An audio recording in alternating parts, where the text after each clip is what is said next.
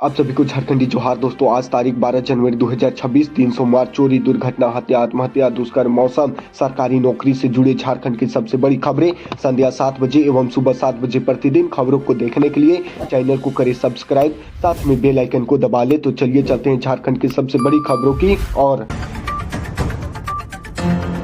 अगर आपसे पैसा मांगे आपका किसी पहचान के आईडी से तो पैसा शेयर नहीं करें, बल्कि उनसे सीधे कॉल में बात करें। साइबर फ्रॉड हो सकता है। हाल के दिनों में इस तरह का वारदात से अभी तक काफी लोग प्रभावित हो चुके हैं। सतर्क रहे, जागरूक रहे और लोगों तक वीडियो को शेयर अवश्य करें। रांची जिले के मैकलुस्कीगंज थाना क्षेत्र के खलारी बाजार टांड के साप्ताहिक हाट में दिन दहाड़े ताबड़तोड़ फायरिंग से भगदड़ मच गया। हाट में इलेक्ट्रॉनिक सामान की दुकान लगने वाली विजय किशोरी का अपराधियों ताबड़तोड़ गोली मारकर हत्या कर दी। अपराधियों ने उन्हें 5 गोली मारी है। जानकारी के अनुसार विजय किशोरी रविवार को लगने वाले साप्ताहिक हाट बाजार टांड में दुकान लगाकर सामान बेच रहे थे। इसी दौरान अपराधी पहुंचे और विजय के ऊपर एक के बाद एक 5 गोली मारी। रामनगर निवासी विजय किशोरी 55 साल गंभीर रूप से घायल हो गए। लोगों ने पहले डाकरा अस्पताल ले जाया, जहां से रिम्स रेफर कर दिया गया। अपराधियों ने सिर, कंधे और पेट में गोली मारी है। स्थिति नाजुक है। यह घटना रविवार की शाम 4:30 बजे की है। कहा सुनी होने पर घर से निकला था मजदूर, दूसरे दिन पेड़ से लटका मिला 100। आपको बताते चले थाना क्षेत्र की बालाघटका परसाटोली गांव निवासी मजदूर जोसेफ हुजूर 50 वर्ष का रविवार को गांव के ही तालाब के समीप एक पेड़ पर संदेहास्पद स्थिति में फांसी के सहारे लटकता हुआ 100 मिला। घाघरा थाना क्षेत्र में बालाघटंगा परसाटोली गांव निवासी की 100 मिलने के बाद वह कंडारी ईंट भट्टे में मजदूरी करता था। जानकारी के अनुसार जोसेफ गत शनिवार को बूटी गाँव में लगने वाले साप्ताहिक बाजार गया था, जहाँ से वह मछली व सब्जी की खरीदारी कर नशे की हालत में घर में किसी बात को लेकर कहा सुनी होने के बाद वह घर से निकल गया। काफी देर तक जब वह वापस घर नहीं लौटा तो परिजनों ने उसकी खोजबीन की, लेकिन उसका कहीं कुछ पता नहीं चला। इधर रविवार की सुबह में तालाब की ओर शौच करने गए लोगों ने तालाब के समीप स्थित एक पेड़ पर जोसेफ का शव उसी के गमछे से लटकता हुआ मिला। पेड़ में शव लटके होने की सूचना घाघरा पुलिस को दी गई, जिसके बाद मौके पर पहुंची घाघरा पुलिस ने शव को अपने कब्जे में लेकर पोस्टमार्टम के लिए सदर अस्पताल गुमला भेज दिया। पुलिस जोसेफ की हत्या व आत्महत्या दोनों को पहलुओं की जांच कर रही है। मधुपुर शहर के स्टेशन रोड स्थित विदेशी शराब दुकान का वेंटिलेटर तोड़ चोरों ने नकदी समेत हजारों रुपए मूल्य की शराब बोतल की चोरी कर लिया। घटना के संबंध में बताया जाता है कि दुकान का कर्मी रविवार सुबह सरकारी देशी शराब दुकान खोलने पहुंचा। दुकान का शटर खोला तो अंदर शराब की बोतलें इधर उधर बिखरी पड़ी थी। दुकान के ऊपर देखा तो वेंटिलेटर टूटा हुआ दिखाई दिया। इसके बाद शराब का मिलान किया गया। बताया जाता है कि करीब 60 पीस 600 ml के देशी शराब की बोतल गायब मिला। साथ ही दुकान के दर्जा में कर रखे करीब 2000 रुपए भी नहीं मिला। घटना की सूचना को पुलिस को दी गई। सूचना पाकर पुलिस पहुंची और मामले की छानबीन की। पुलिस घटना की जानकारी दुकानदार, संचालक और आसपास के लोगों से लिया। पुलिस मामले की छानबीन कर रही। बताते चले कि पिछले सप्ताह भी डालमिया कूफ के निकट स्थित सरकारी विदेशी शराब दुकान में सेंधमारी कर चोरों ने चोरी का प्रयास किया, लेकिन दुकान के पिछले दीवार का हिस्सा ईंट की जगह ढलाई रहने का कारण चोर नहीं कर पाए। सफलता रही। हाइलाइट्स मधुपुर के स्टेशन रोड की शराब दुकान को बनाया निशाना। गुरुजी के सपनों का झारखंड बनाने का लिया संकल्प। आपको बताते चले पालोजोरी जेएमएम कार्यालय में मनाया शिबू सोरेन की जयंती। पालोजोरी प्रखंड क्षेत्र के जेएमएम कार्यालय में रविवार को साठा विधायक उदय शंकर सिंह उर्फ चुन्ना सिंह ने समर्थकों व कार्यकर्ताओं के साथ देशम गुरु शिबू सोरेन की 42वीं जयंती मनाई गई। इस अवसर पर विधायक ने शिबू सोरेन की तस्वीर पर माल्यार्पण कर उन्हें नमन किया और देशम गुरु शिबू सोरेन की श्रद्धांजलि अर्पित की। विधायक ने कहा है कि शिबू सोरेन के झारखंड वासियों के लिए आन बान व शान है। आज उनके जन्मोत्सव पर हम यह प्रण लेते हैं कि झारखंड राज्य को देशम गुरु जी के सपनों का झारखंड बनाएंगे।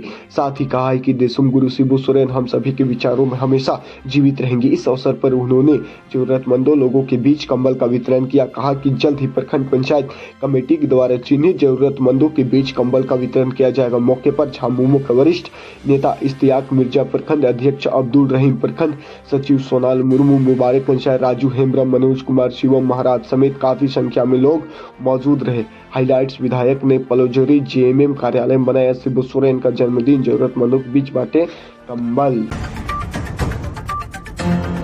झारखंड में ठंड का कहर जारी, राज्य के 8 जिलों में न्यूनतम तापमान 10 डिग्री सेल्सियस से नीचे चला गया है। मौसम विभाग के अनुसार 13 से 16 जनवरी तक राज्य के कुछ जिलों में शीतलहर की संभावना है। इसके मद्देनजर राजधानी रांची व सिमडेगा जिले में स्कूल बंद करने का आदेश दे दिया गया है। आपको बताते चले, ठंड और शीतलहर की वजह से रांची डीसी ने केजी से कक्षा 6 तक के स्कूल में 14 जनवरी तक छुट्टी का आदेश दे दिया है। इसी तरह डीसी सिमडेगा के निर्देश पर जिला शिक्षा अधीक्षक 12 से 14 जनवरी तक सिमडेगा जिले के सभी कोटिक विद्यालयों में कक्षा केजी से लेकर कक्षा 8 तक की कक्षाएं स्थगित करने का आदेश जारी कर दिया गया है। भारत मौसम विभाग आईएमडी के अनुसार झारखंड के कुछ हिस्सों में 13 से 16 जनवरी के बीच शीतलहर की संभावना है। इसके मद्देनजर येलो अलर्ट जारी किया गया है।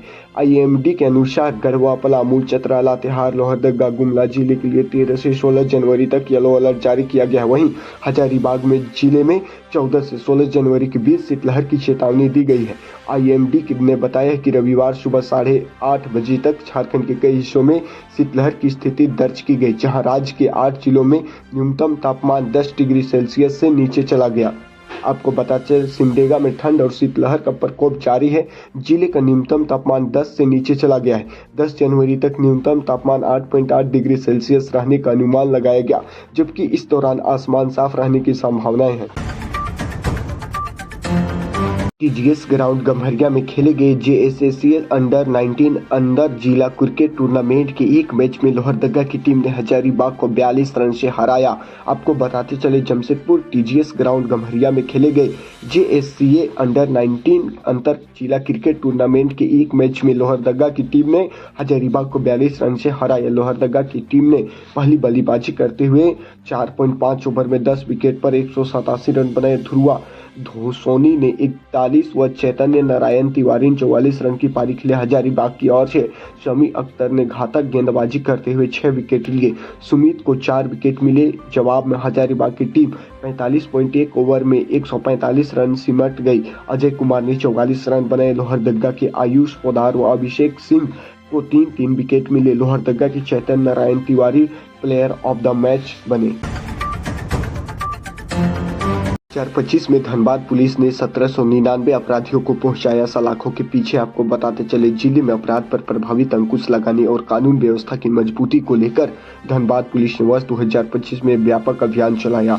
इस दौरान हत्या, लूट, डकैत, चोरी, अवैध शराब कारोबारी, मादक पदार्थों की तस्करी, साइबर अपराध, आमर्श एक्ट समेत विभिन्न आपराधिक मामलों में संलिप्त कुल 1799 आरोपितों को गिरफ्तार कर जेल भेजा गया। यह कार्रवाई जिले में अपराध नियंत्रण की दिशा में एक बड़ी उपलब्धि के रूप में देखी जा रही है। वरीय पुलिस अधीक्षक प्रभात कुमार के नेतृत्व में चलाए गए इस अभियान के तहत जिले के सभी थाना क्षेत्र में एक साथ सघन छापेमारी की गई। पुलिस की टीमों ने वांछित, फरार और आदतन अपराधियों को चिन्हित कर उनकी गिरफ्तारी सुनिश्चित की। खास बात यह रही कि इस दौरान के ऐसे कुख्यात अपराधी भी गिरफ्तार किए गए जो लंबे समय से पुलिस की पकड़ से बाहर थे। इस संबंध में एसएसपी प्रभात कुमार ने धनबाद पुलिस की सर्वोच्च प्राथमिकता आम नागरिकों को सुरक्षित माहौल उपलब्ध कराना है। अपराधी करने वाले के खिलाफ किसी भी सूरत में नरमी नहीं बरती जाएगी और आगे भी यही अभियान सख्ती के साथ जारी रहेगी। एसएसपी ने कहा है कि पुलिस न सिर्फ अपराध नियंत्रण पर ध्यान दे रही है बल्कि लंबित मामलों की त्वरित निष्पादन, न्यायालय से जुड़े आदेशों को अनुपालन और पीड़ितों को समय पर न्याय दिलाने की दिशा में प्रयासरत है।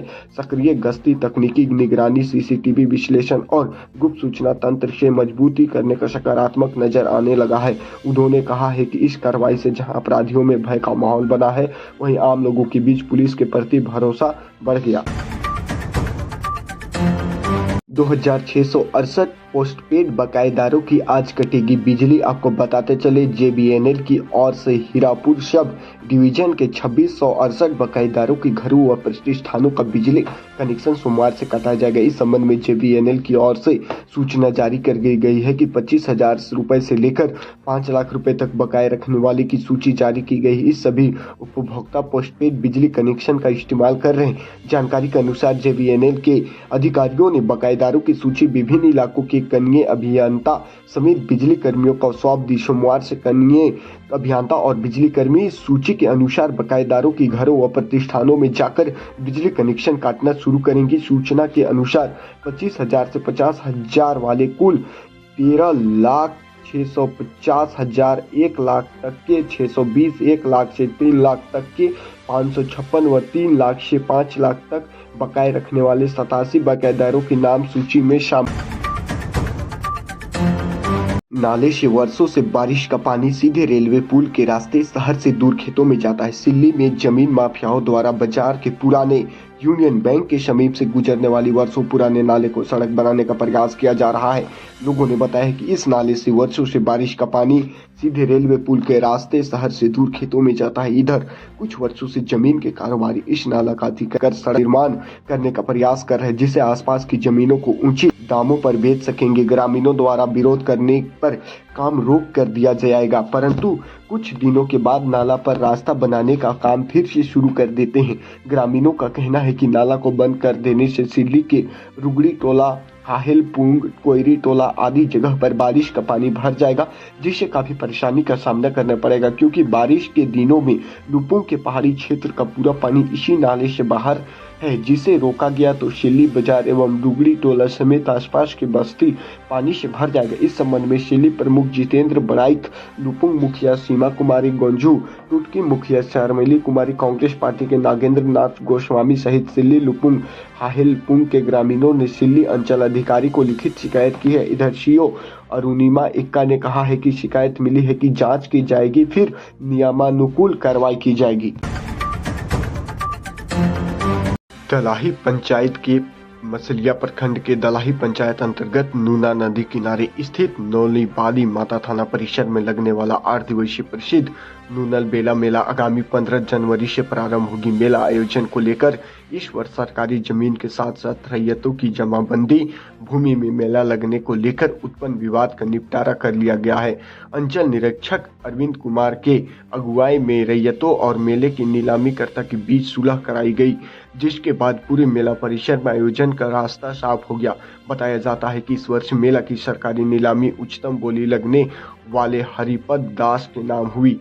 नीलामी के बाद कुछ रैयतों ने अपनी निजी जमीन पर मेला नहीं लगने की मांग की थी, जिससे असमंजस स्थिति बनी हुई थी। प्रशासनिक पहल के बाद रैयतों और नीलामीकर्ता के बीच सहमति बन गई और अब समूचे परिसर में मेला आयोजन किया जाएगा। विगत वर्ष मेला की नीलामी लगभग 2.5 लाख रुपए में हुई थी, जबकि इस वर्ष यह बढ़कर 6,16,000 रुपए की तय की गई। इससे श्रद्धालुओं में उम्मीद जगी है कि इस बार मेला और भी भव्य होगा। नीलामीकर्ता हरिपद दास ने बताया कि मेले में कोलकाता का सर्कस बच्चों व युवाओं के लिए वोटिंग की विशेष व्यवस्था की जाएगी। गर्म जल कुंड में स्नान करने वाले महिलाओं के लिए चेकिंग रूम की सुविधा भी उपलब्ध कराई जाएगी। मेले परिसर में 2 शौचालयों का निर्माण कराया गया, हालांकि एक का अब तक हैंडओवर नहीं हो पाया और दूसरे में पानी व्यवस्था नहीं है। इस संबंध में हरिपद दास ने बताया है कि वैकल्पिक व्यवस्था सुनिश्चित करने का प्रयास किया जा रहा है। वहीं गर्म जलकुंड का रंग रोग परिसर की साफ सफाई का कार्य भी युद्ध स्तर पर जारी रहा। नूलीबाल मेला की लोकप्रिय का मुख्य कारण नूनाबली माता थाना क्षेत्र के पास स्थित गर्म जलकुंड मान्यता है कि इस कुंड में स्नान करने से चर्म रोग से मुक्ति मिलती है। स्नान के बाद माता को नमक बताते चढ़ाने की परंपरा है, जिससे रोग निवारण से जुड़ जाता है। मेला के इतिहास को लेकर कई लिखित प्रमाण नहीं है, लेकिन जनश्रुति के अनुसार प्राचीन काल में इसी मार्ग से नमक लेकर व्यापारी गुजरते थे। एक बार विश्वास के द्वारा एक ग्रुप वृद्धा ने नमक मांगा। अधिकांश व्यापारियों ने उसे अपमानित किया, लेकिन एक व्यापारी ने दया कर नमक दे दिया। वृद्ध ने चेतावनी दी कि यहाँ से जल्द निकल जाओ वरना बाढ़ आ जाएगी। कुछ ही देर बाद भयंकर बाढ़ आई और व्यापारी बह गए। तभी से उस वृद्धा को नूनबील माता मानकर पूजा की जाने लगी और मेला की परंपरा शुरू हुई।